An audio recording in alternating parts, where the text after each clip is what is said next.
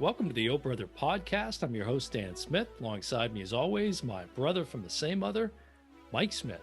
How you doing, Dan? Doing good, man. January 3rd. New studio. Yeah, I like it. Yeah. January 13th, 2021. Time out for a second. And you're in a new studio, yeah. Yeah, I just need a sip of a cool beverage.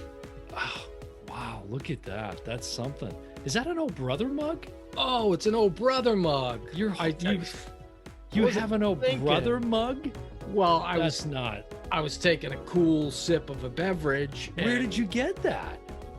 It's pretty rare. You know, hardly anybody has them. Few people in the world, I think. Hang on a second. I'm a little parched.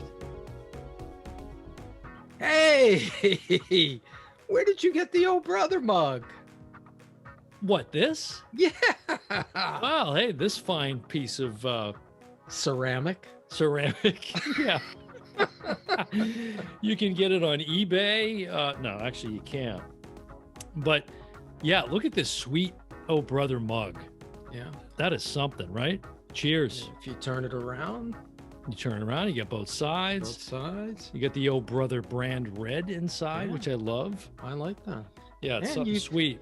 Your favorite beverage. Your favorite beverage. So while you're listening to the O Brother podcast, you can be enjoying a fine wine, perhaps a Chardonnay, or whiskey, water, or perhaps maybe rum, perhaps something.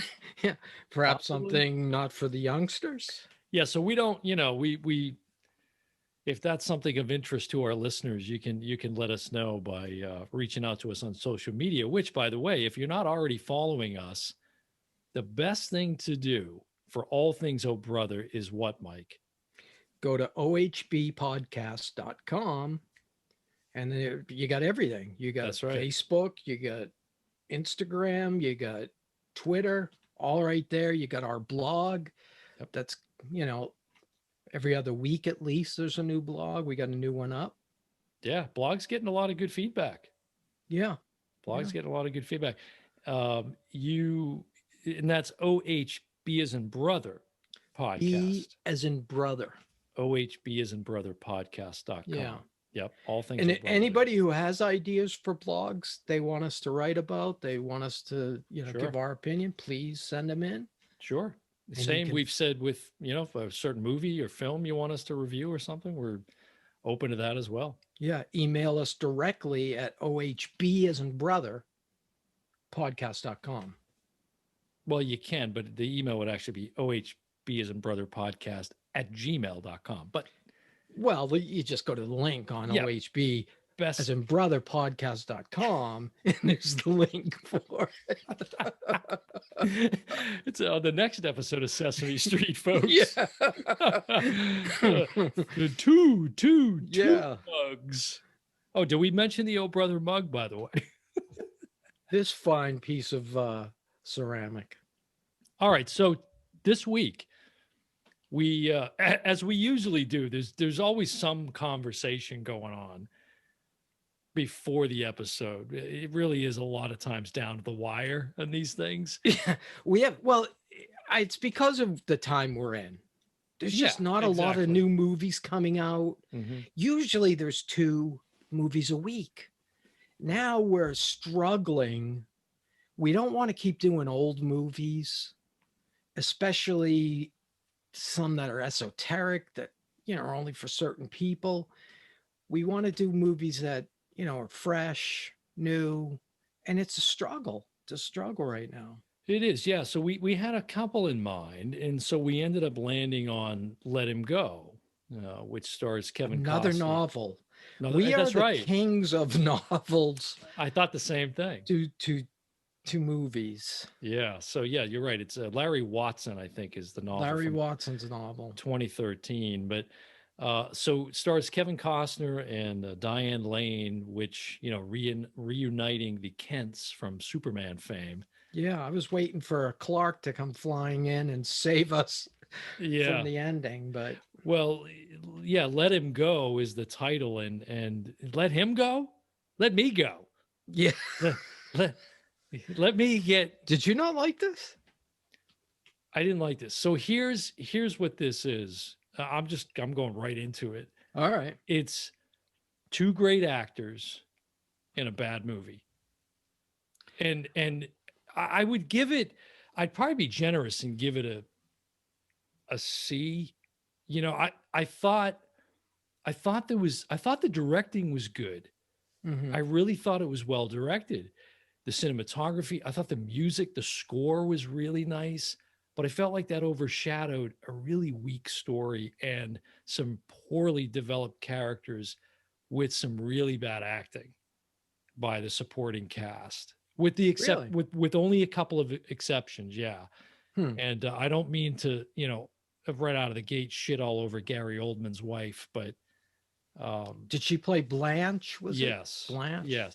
So to set the scene here, or the stage, or whatever, it's the film is about Kevin Costner plays a retired sheriff, and he's married to Diane Lane, who I guess was in an equestrian, or she, as she would say, she broke horses. She's a rancher, you Yeah. know, Yeah. and Just a ranch girl. a ranch woman, yeah. And so and they have their son, who's I think he's like in his 20s or something. He dies, and we'll get more into that. He passes And again, away. these really aren't spoilers because this is No. the first 3 minutes of the movie. Yeah, all of this is really within the first 10, 15 minutes, honestly, of the film. Yeah. But he passes away. He's suffers a bit of a tragic death, which we can talk about a little bit. And he and his wife had a baby together. And so Mm-hmm. the wife then remarries, right? This Donnie A wee Weeboy, boy. Donnie Weeboy, and you know, before too long, they bolt to what, some location in North Dakota is Yeah, where in the they end up, I think. Northwest. Yeah.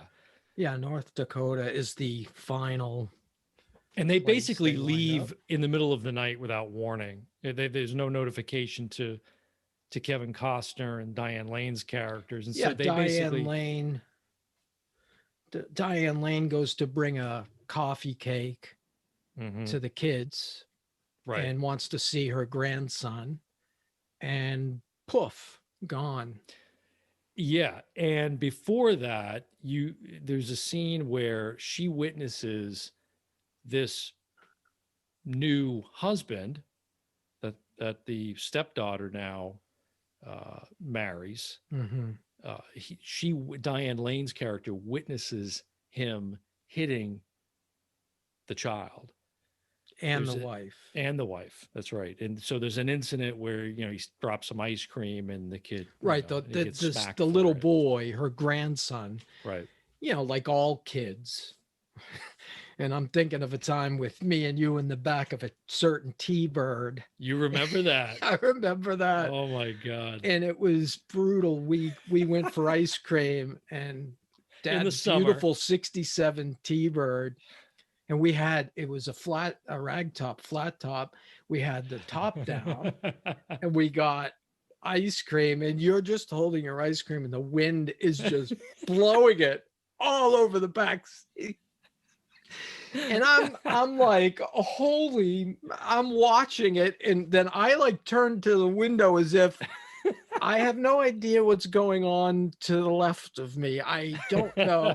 Finally, Dad sees it in the mirror or something and pulls over, and he was a good sport about it. He's like, Dan, why didn't you say something? Yeah, You got ice cream all over the place. I couldn't have been more than like 7 or something. Yeah, that was so funny. But so all kids with ice cream have those moments, right? And the little boy, you know, he tilts his cone and the ice cream falls. And that's what causes now the new husband to, you know, to make fun of him. You can see him, you can't hear, there's no audio because we're getting it from Diane Lane's point of view. Right. It's in a parking lot. Yeah. But you can tell he's teasing the kid. Mm-hmm. And then eventually he slaps the wife, and then he, you know, smacks the little kid. And right. that like changes Diane Lane's focus. Right. So then when they up and basically disappear, Right. She's seemingly overnight. yeah. She's of course worried. So she and Kevin Costner, what are they? The George Blackledge. Blackledge. Yeah. They set out to track them down, to find them, and with her. I mean, it's really Diane Lane's character's intent. It's her movie. It's her movie to go bring this kid back. Right. It's very interesting. Kevin Costner, who usually dominates, especially his own movies, to take a step back and be a supporting actor was kind of interesting to me. Yeah, it's funny. I didn't view it as that. I thought it was. I know what you mean. I mean, it definitely was her film, but yeah, I mean, pretty she dragged him basically along. Yeah, to go out. Right. I liked it more than you. Interestingly enough, that is interesting. Maybe the first time. I mean, I didn't hate it, but I like it enough to recommend it as a rental, or I wouldn't pay the steep price of television on or theater on TV or whatever they call it. Right. I would wait. I'd rent it for a couple of bucks, $4. It's a good rental. I thought there was a lot of tension in it, set up. And mind you, I did have problems with it because there was a lot of things missing. Why didn't they show the kid getting thrown from the horse? That bothered me throughout the whole film. And they tried to pay it off in like the last 10 minutes of the film with a really weak explanation. You still don't really know what happened. No. And I don't understand why they had to keep that such a mystery. That was really no sense. And they did a little switcheroo because we all of a sudden, just out of nowhere, and it's funny because Mom had watched this movie first, and she's like with her grandkids on. I'm like, Mom, you have to put the texting down. If you don't pay attention to, like, something can happen. And of course, that's what happened. She didn't know what was going on. She thought the boyfriend and the son were the same person. So I had to watch it to like figure out what she missed. But they did pull a little switcheroo. The movie starts with Diane Lane being kind of an overbearing grandmother, right, where let me just, you're washing him. It's too hot. The water's too hot. And you see the what do they call it? What would they be? She's what to them? Who? She's the stepmother. Right. So Diane Lane's the stepmother.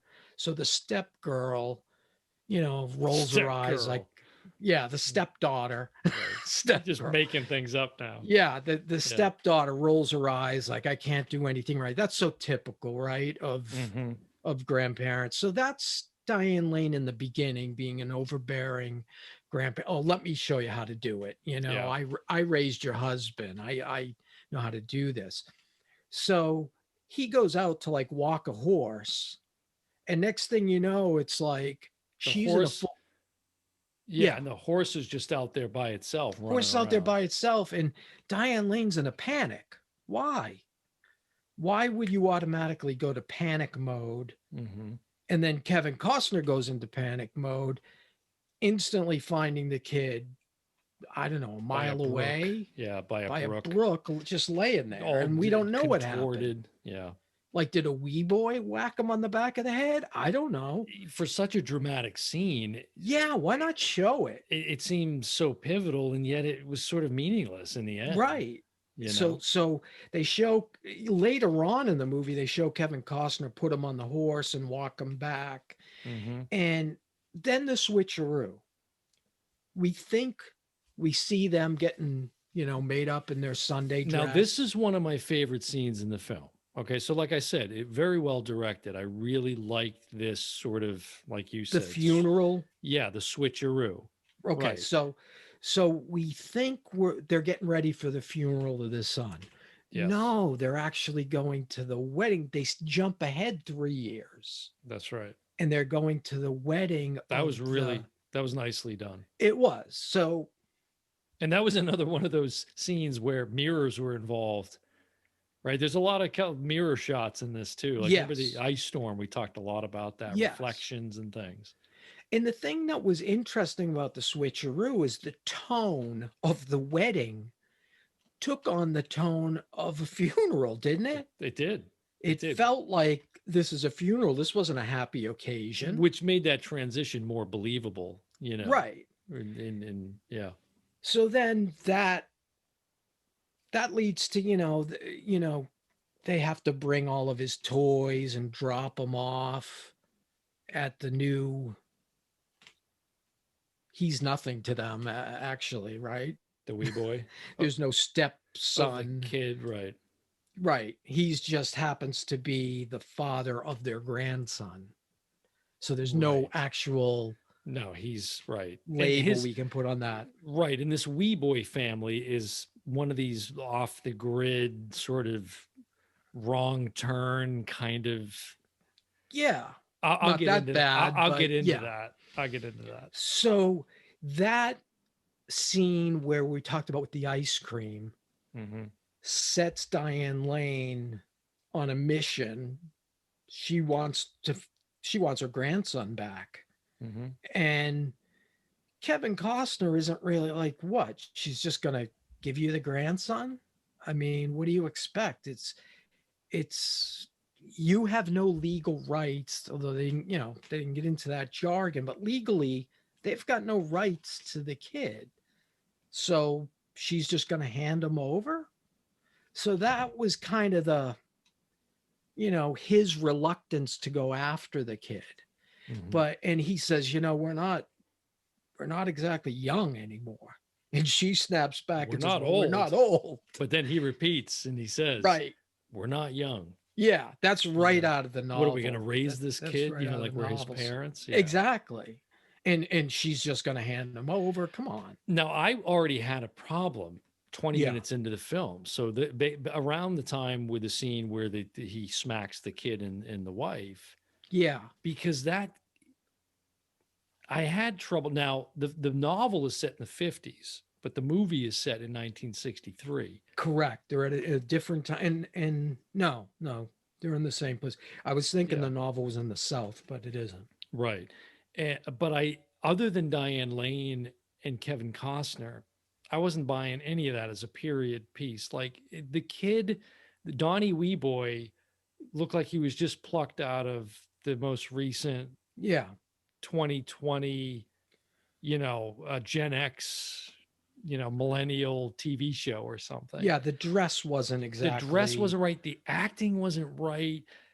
That whole scene with the smacking of the kid and the wife just bothered me. It was kind of fabricated. It was really fabricated. The smack looked fake. Well, of course it was, but I mean, it just, I don't know. It wasn't believable to me. It wasn't authentic enough. Well, they needed to set up a bad guy pretty quick. And they needed to give Diane Lane a reason to. But your bad guy was Billy Weeboy. Because when the whole Weeboy clan is right, but he was when they get to that point, you can bring us there, but he was one of the ones I liked and hated the most. That character. Jeffrey Donovan, and he's one of our own. He's from Amesbury.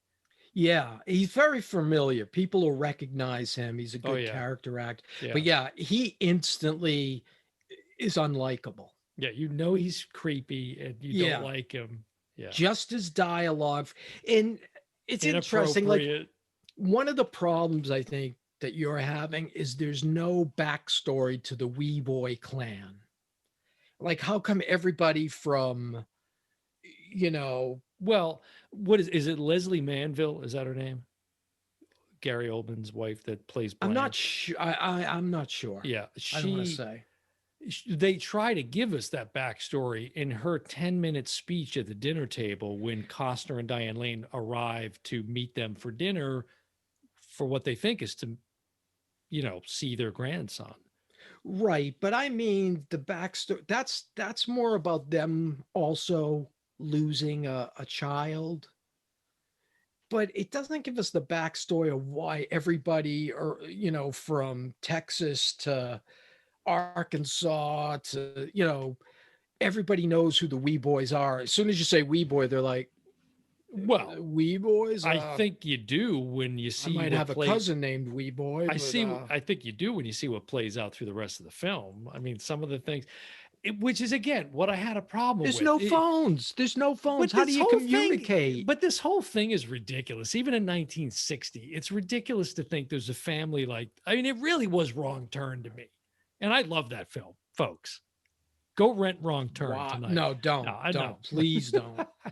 You'll get nauseous. No, but it's just so silly to. I didn't buy any of that. The introduction of Gary Oldman's wife, Blanche, I thought was great. No, you don't see her. The visual introduction. Yeah, it was excellent. Okay, right. I said it was well directed. Right. But the acting sucked. The acting. She was oh, dude, come on. Her acting was so over the top. It was. I mean, compared to everybody else, it was so over the top. She tried to take it way over the top, and then it became a battle between her and Diane Lane. But in the way I loved the visual. I want to give credence where she's introduced. Yeah, because you don't see her. It's wonderful. She's behind like a lamp or something. She's behind a lamp, yeah. And all of a sudden, you just see a puff of smoke come out from her mouth. And then she leans into it. That was a great shot. It's great. It's great. Again, but I agree. I don't think she did I don't think she did the story any favors. No, and I even like that whole dinner was over the top. And again, it's one of those situations where she brings in her 3 mongoloid sons that have been living. I hope you like pork chops. Yeah, you got a real purty mouth, like and they're all in their 30s and they're living at home. It was so silly, and the way the one son was eating and drinking, it was so stereotypical of those things. But it was just so stereotypical and over the top. I'm like, come on, man. It was just bad acting, that whole scene. Now, but again, every scene like that I had a problem with, Diane Lane or Kevin Costner would kind of rescue it. They would save the day. And if you like tension and anxiety, like you want to, there was a lot of that, and I thought it was good.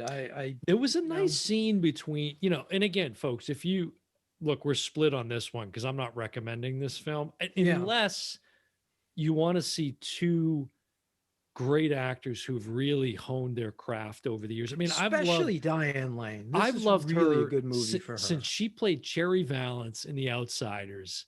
Yeah, I've been a Diane Lane fan. She is phenomenal. Rumblefish. And it's funny because when we went live with Tiana last week, and there was a question we asked about best actresses and actors, and Diane Lane should have been on the tip. That should have been right into absolutely, because she's just really phenomenal.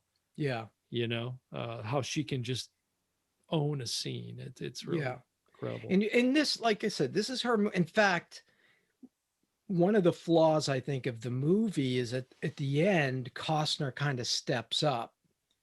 And, there's obviously, here's good and evil.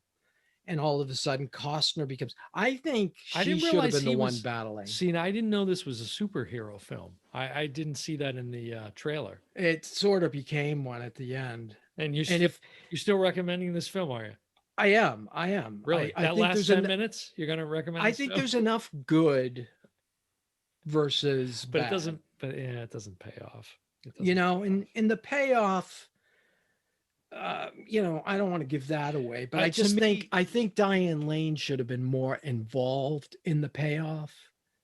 She took a back seat. She's leading this thing the whole way. And then when it gets to the end, she just kind of backs off and is kind of a viewer like us. Yeah. The only reason I would recommend it is for the 2 of them. They've got great chemistry together. Yeah. Anything Western related that Kevin Costner's in. I mean, I feel like he's the new Clint Eastwood when it comes to that genre. I could watch him in any Western. Open Range. Although you haven't watched one of my You haven't favorite watched the film. series on Peacock yet. I haven't Which yet. is so No. good.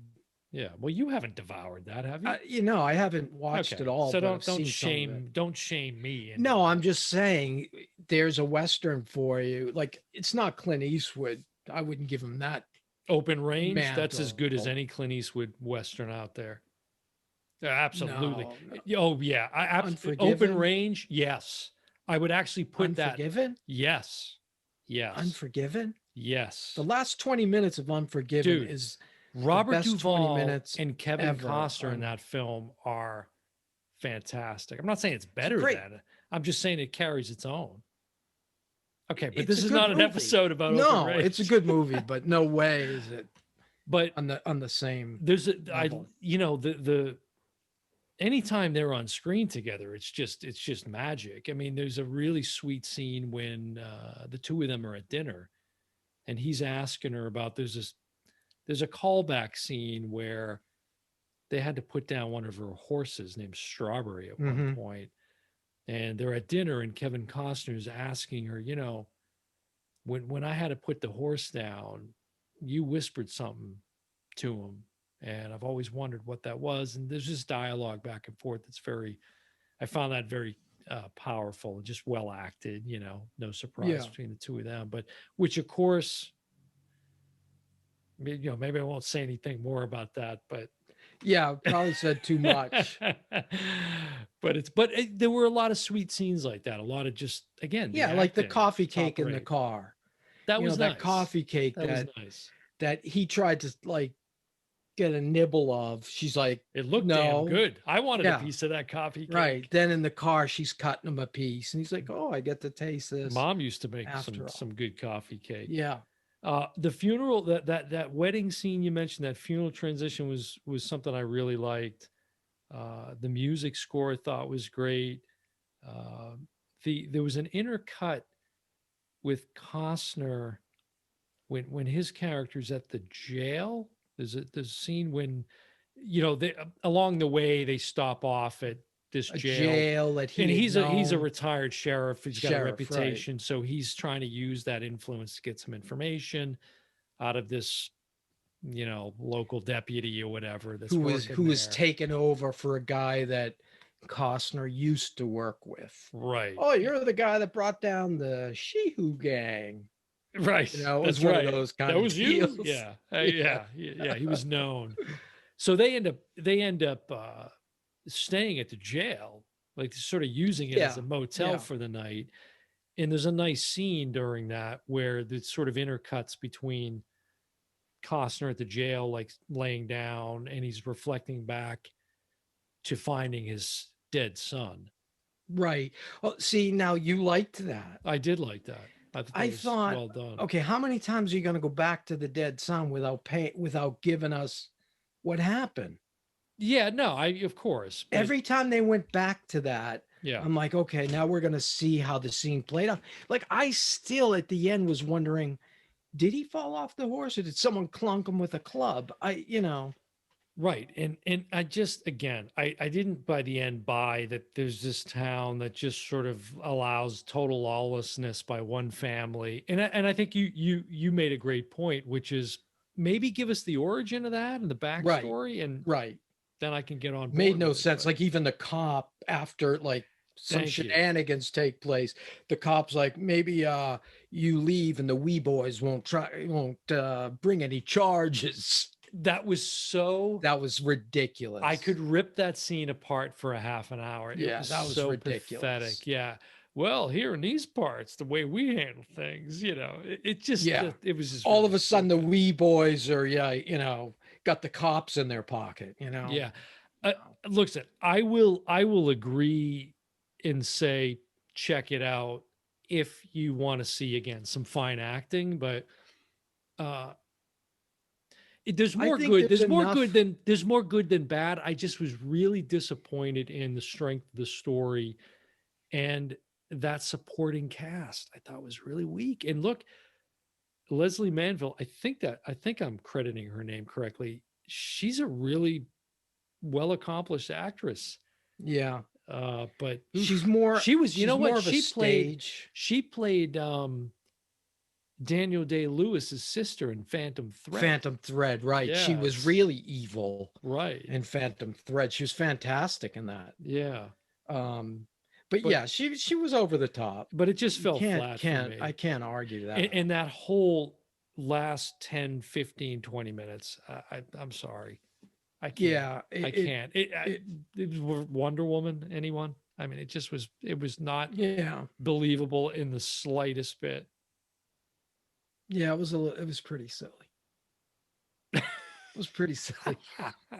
But I don't want to say anything. It isn't but silly. I think this fine nice ceramic beverage? Brother mug. I think I'll enjoy a beverage with you. You can get these right now at the special listener price of $39.95. $39.95. We're not even selling these. You got to know somebody. I'm curious. I want to know, is there anyone out there that would be interested in purchasing an Oh Brother mug? If so, name your price. Just curious. What if it isn't as nice as this particular Oh Brother?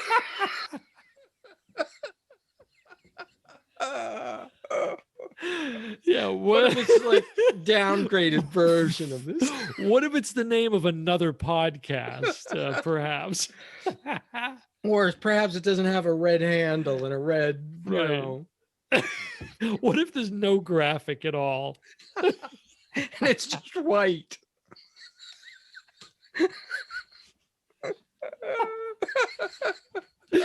Oh God, that's funny. It'll be cheaper. Be cheaper.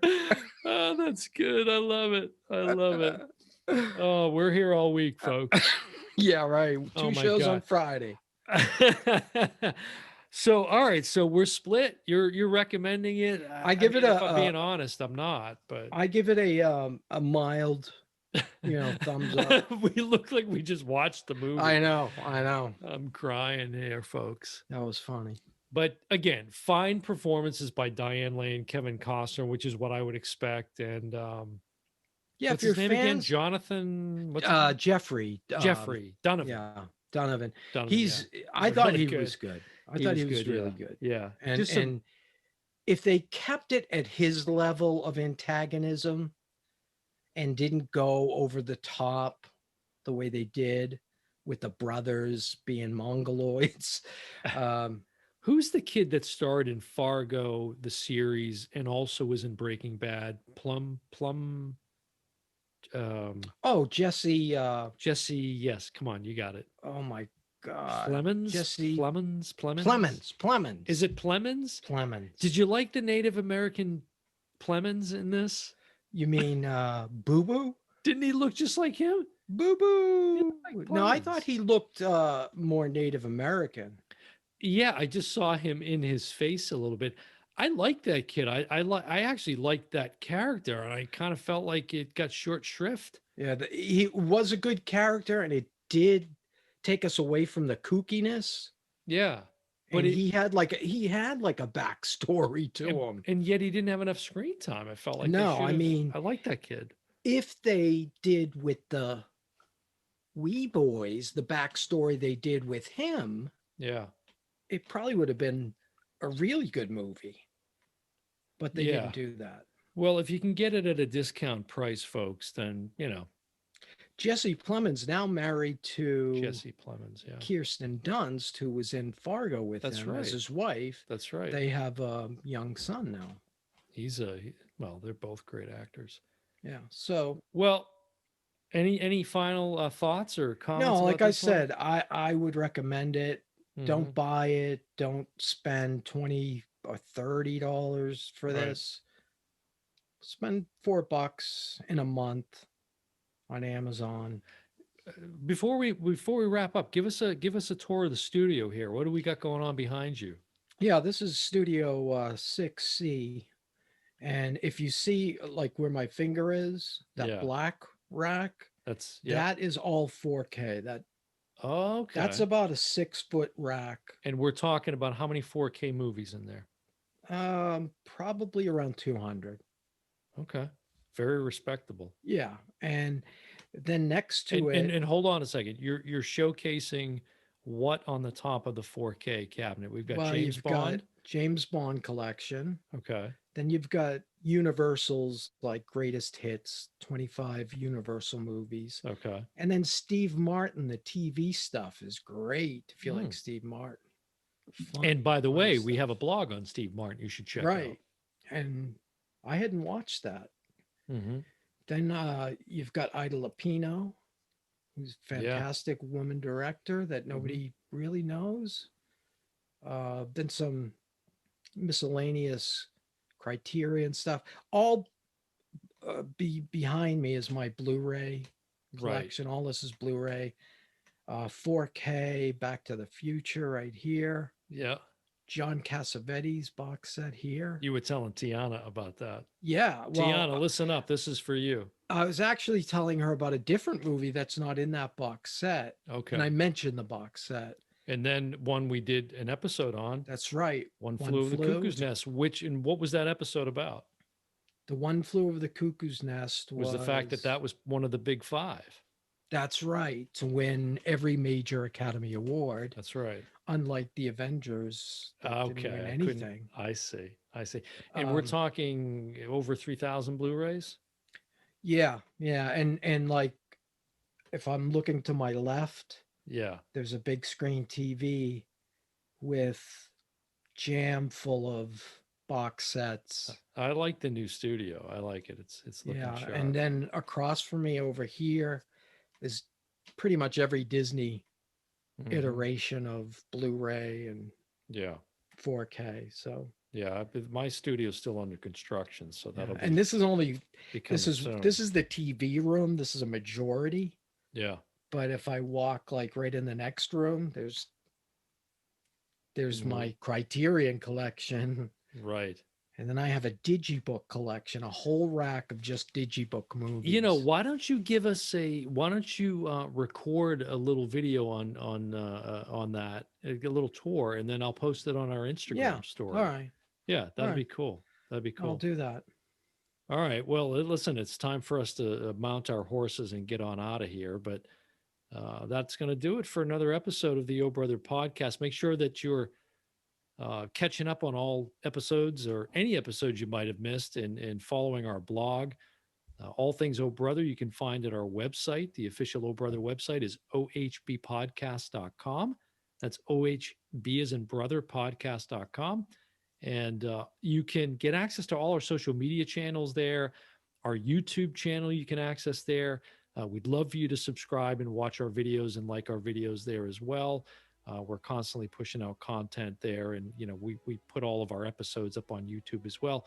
There's an episode up there too recently where we interviewed the Nelms brothers, who wrote and directed the movie Fat Man, which of course most people by now know that we love. But it's funny. We've sort of joked, but the episode we did reviewing Fat Man sort of blew up for us on YouTube.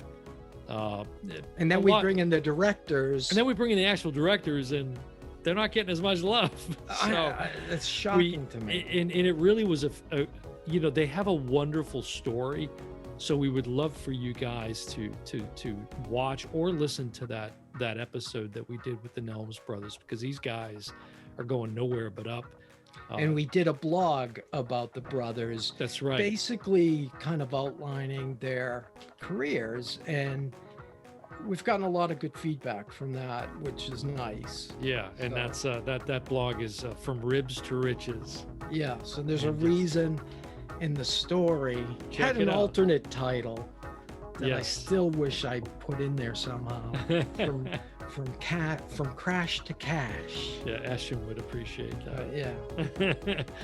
All right, well, that's going to wrap it up for another episode of the Oh Brother podcast. I've been your host, Dan Smith. Alongside me, as always, my brother from the same mother, Mike Smith. And we will see you next time. Have a nice beverage. See you next time.